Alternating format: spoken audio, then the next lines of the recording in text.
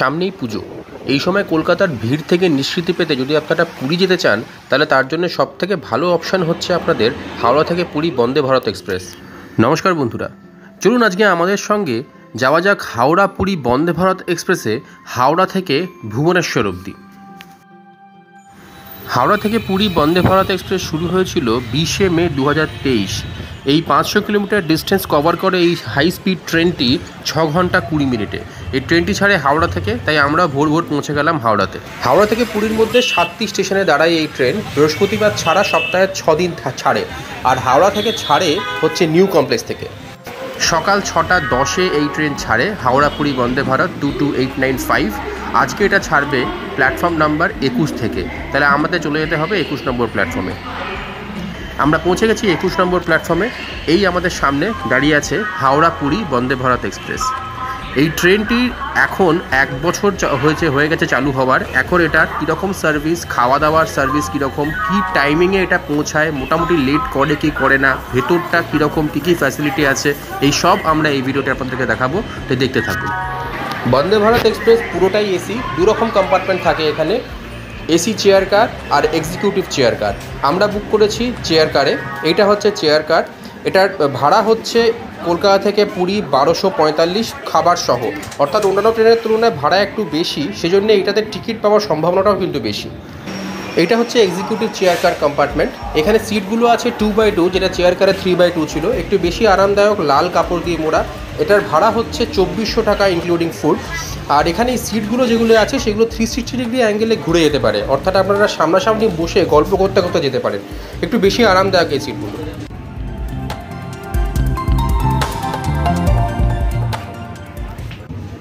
ঘড়ি ধরে ঠিক 6টা 10-এ আমাদের ট্রেন হাওড়া স্টেশনের 21 নম্বর প্ল্যাটফর্ম ছেড়ে বেরিয়ে পড়লো। এই ট্রেনটি খুব টাইমিং মেনটেন করে, মোটামুটি লেট করে না। দেখা যাক আজকে কীরকম চলে। বলতে পারেন বন্দে ভারতে এটা হচ্ছে বেস্ট পসিবল সিট। এবার দেখুন শতাব্দী ক্যাটাগরির এই ট্রেনে কী কী ফ্যাসিলিটি আছে, যেমন এই পাদানি এবং তার তলায় বটল হোল্ডার। যদিও বটল হোল্ডারটা নিচে কেন দেওয়া হয়েছে এটা আমারও প্রশ্ন। এই পাদানি থেকে 3টে লেভেলে সেট করা যায়। তাছাড়া প্রত্যেকটা সিটের তলায় চার্জিং পয়েন্ট আছে। যদি আপনারা বই পড়তে চান তাহলে এই মাথার ওপরে এই রিডিং লাইট আছে, এটাকে টাচ করলেই জ্বলে যায়, আর আরেকবার টাচ করলে বন্ধ হয়ে যাবে। বন্দে ভারতের জানলাগুলি বিশাল বড় বড়, অনেকটা সেই ভিস্টাডোম কোচের মতো, সেই জন্য আলো আসে খুব। কিন্তু এখানে ব্লাইন্ডস আছে, যেখান থেকে আপনারা যদি চান তাহলে এই ব্লাইন্ডস টেনে আলোটাকে একটু কম করতে পারেন, যদি আপনারা ঘুমাতে চান সেই জন্যে। টয়লেটগুলিও এই বন্দে ভারত কোচের খুব লাক্সারিয়াস। এই দেখুন পরিষ্কার পরিচ্ছন্ন একদম টয়লেটগুলো। ভেতরে সুন্দর পারফিউম দেওয়া আছে, এখানে সাবান আছে, এই জল, এখানে হ্যান্ড ড্রায়ার যেটা খুব সুন্দর কাজ করছে। কমোডটা পরিষ্কার পরিচ্ছন্ন, এটা টিপলেই ফ্লাশ হয়ে যায়। মানে অ্যাজ সাচ এই বাথরুমটা খুব পরিষ্কার পরিচ্ছন্ন অন্যান্য ট্রেনের তুলনায়। শতাব্দী দুরন্ত বা রাজধানী ক্যাটাগরির ট্রেনে মেন অ্যাট্রাকশন থাকে আমার কাছে খাওয়াটা। তাই ট্রেনে চাপতেই যখন হাতে জলের বোতল দিয়ে গেল, খুব ভালো লাগলো।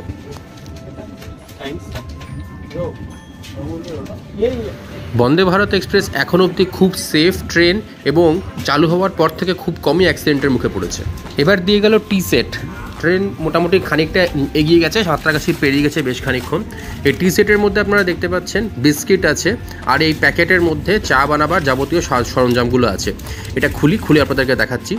এই দেখতে পাচ্ছি একটা দুধের প্যাকেট আছে, একটা চায়ের স্যাশে আছে, আর একটা চিনির প্যাকেট আছে। টি বা কফি এরকম অপশনে থাকে, যেটা আপনাদের লাগবে সেটা চেয়ে নেবেন। ওরা সচরাচর চা দেয়, তবে কফিও থাকে।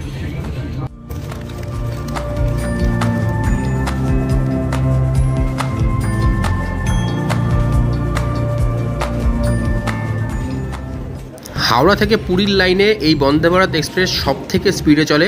দেখতেই পাচ্ছেন 130 কিলোমিটার স্পিডে চলছে এই ট্রেনটি এই মোমেন্টে। তবে তার মানে কি এটা কিন্তু নয় যে এই ট্রেনটা কোথাও দাঁড়ায় না। দেখতেই পাচ্ছেন এই বন্দে ভারত ট্রেনও কিন্তু সিগন্যালের অভাবে এখন মাঝ রাস্তায় এই ধান ক্ষেতের মাঝখানে দাঁড়িয়ে আছে। আজকে বন্দে ভারতও লেট হচ্ছে। আমরা খড়গপুরে যাচ্ছি প্রায় 15 মিনিট লেটে। खड़गपुर जंक्शन स्टेशन पर पहुंचने वाली है। আমরা খড়গপুর পৌঁছালাম, অর্থাৎ হাওড়া থেকে আমরা চলে এসেছি 112 কিলোমিটার। এখন বাজে 7টা 50, অর্থাৎ ট্রেনটা 10 মিনিট লেট চলছে।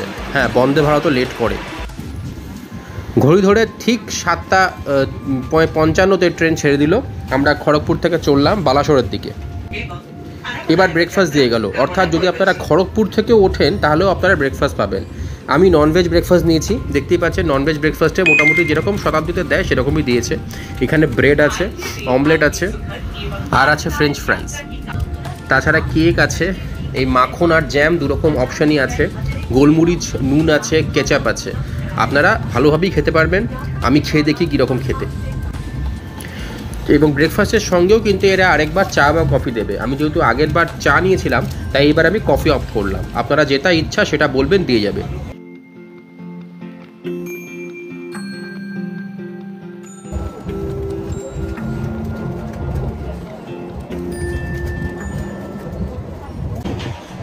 ব্রেকফাস্ট হয়ে গেল।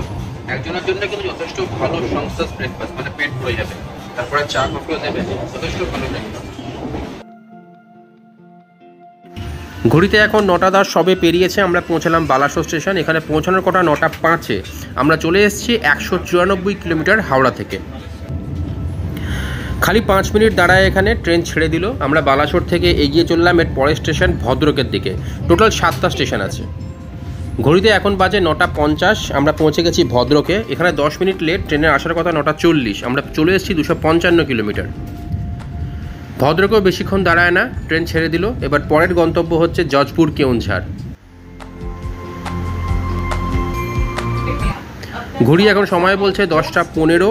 আমরা পৌঁছে গেছি জজপুর কেওনঝাড়, অর্থাৎ দূরত্ব চলে এসেছি 296 কিলোমিটার। এখানে পৌঁছানোর রাইট টাইম 10:07। জজপুর ছেড়ে দিল। এবার আমরা এগিয়ে চললাম কটকের দিকে এবং তারপরে ভুবনেশ্বর। জজপুর পেরিয়ে গেল, এরপরে কটক, তারপর ভুবনেশ্বর। এখনো ট্রেনটা প্রায় भारतीय rail Jajpur Keonjhar road station से आने वाले सभी यात्रियों का स्वागत करती है। কটক পৌঁছাবার আগেই আপনারা মহানদী ক্রস করবেন এবং কটক ছাড়ার পরেও মহানদীর আরেকটা ব্রাঞ্চ ক্রস করবেন। ঘড়িতে সময় বাজছে 11:05। আমরা পৌঁছালাম কটক। এখানে পৌঁছাবার রাইট টাইম হচ্ছে 10:50, অর্থাৎ প্রায় 15 মিনিট লেট হয়ে গেছে। আমরা দূরত্ব চলে এসেছি হাওড়া থেকে 350 কিলোমিটার। এই কটক ছাড়লো ট্রেনটা, এখনো প্রায় 16 মিনিট লেট হয়েছে।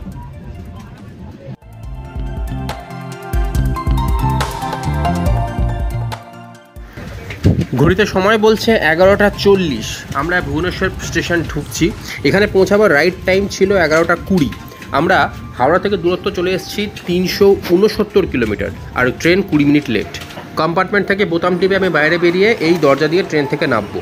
এরকম কিন্তু অন্যান্য ট্রেনের মতো যেখানে সেখানে নামবেন না, কারণ কি দরজা যদি একবার বন্ধ হয়ে যায় ট্রেনের, তাহলে কিন্তু উঠতে পারবেন না। তাহলে বন্ধুরা, হাওড়া পুরী বন্দে ভারতে আমি ভুবনেশ্বর এলাম। এই ট্রেনটা এরপর যাবে ক্ষুরদারদ এবং তারপর যাবে পুরী। পুরী পৌঁছানোর কথা এই দুপুর 12:30টার সময়, তবে এখানে পৌঁছেছি মোটামুটি 20 মিনিট লেটে।